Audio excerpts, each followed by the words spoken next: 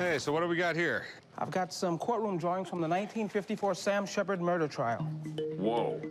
Like the movie The Fugitive and the series The Fugitive was loosely based on this guy. Right. Not only did this influence pop culture, but Dr. Shepard's case literally changed the way we gave a fair trial in the United States. It was that big.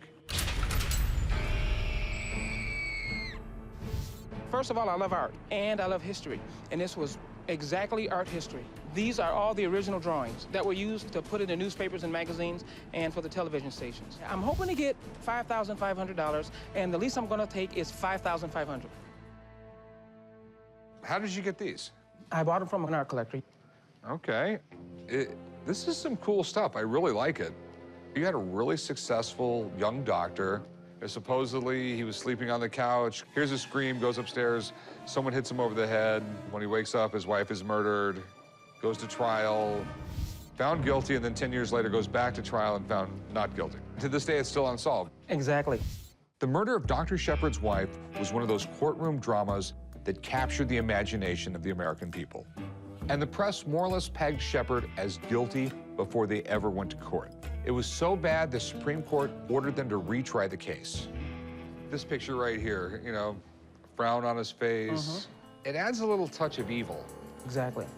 I think in a drawing, you can have your feelings come out a lot more than you can with a photograph. Who drew these? Burris Jenkins, Jr. Burris Jenkins, Jr. Right. And he did approximately one drawing, one panel a day. There's about 35 drawings here. Okay. A newspaper illustrator was a regular gig for an artist back then.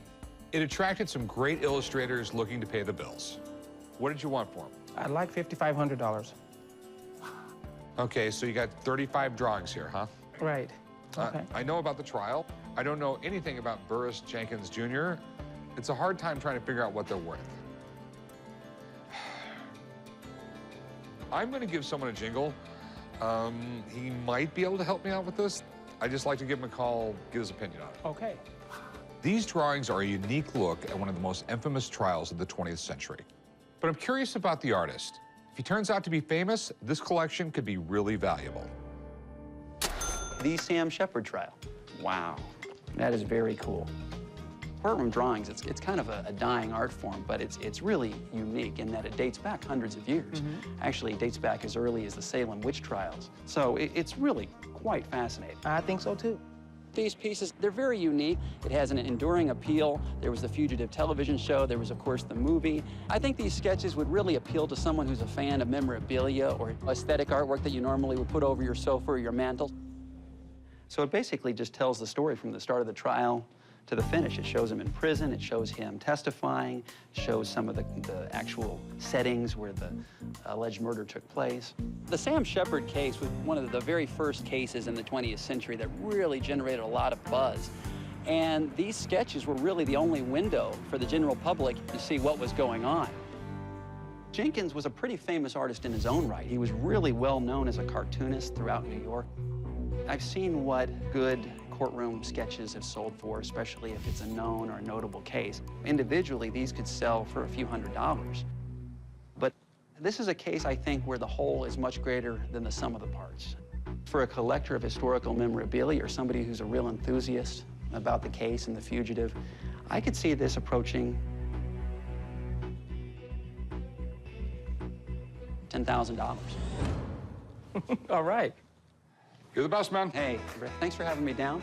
I had no idea these could be worth so much. That puts me in a tough spot. As much as I want the drawings, it could take a long time to sell them. I know he said 10,000, okay? But, you know, I don't know if I'm gonna have to frame this up. I don't know exactly what I'm gonna have to do to it, and mind you, it is really interesting. It's really cool stuff. Thank you. I gave you $4 grand for it. How about 4,000 cash and 1,000 in trade? No trade. No trade. No partial. Because it all works out the same in the end. Okay, I'll do 4,500. Like I said, it's really odd art. Oh, but it's very historic. Well, I know it's historical and everything, but it's just odd art. Meet you in the middle at $4,250? 4,500 is a good deal. 4,500. I'll give you 43. 4,500. I want 4,500. $4,300.